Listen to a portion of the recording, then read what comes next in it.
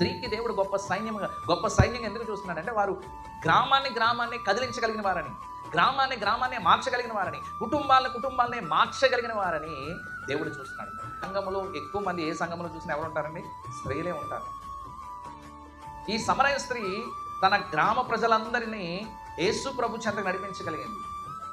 యేసుక్రీస్తు ప్రభు చెంతకి వారందరినీ నడిపించే సామర్థ్యము ఆ స్త్రీలో ఉంది. ఈరోజు నీలో కూడా నీ కుటుంబాన్ని అంతటిని, నీ బంధువులంతటిని దేవుడిని సన్నిధికి నడిపించే సామర్థ్యాన్ని దేవునికి ఇచ్చాడు.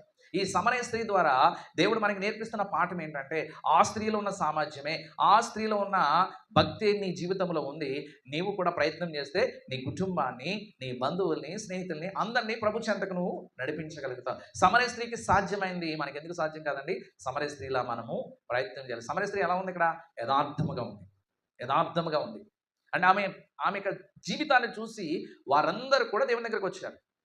మన బంధువులు, స్నేహితులు, రక్త సంబంధికులు మన దగ్గరికి దేవుని సన్నిధికి రావాలంటే మనం ఎలా ఉండాలండి? యథార్థంగా ఉండాలి. ఆమె చెప్తుంది, నేను చేసినవన్నీ నాతో చెప్పాడు ఆయన అని వాళ్ళతో సాక్ష్యం చెప్తుంది.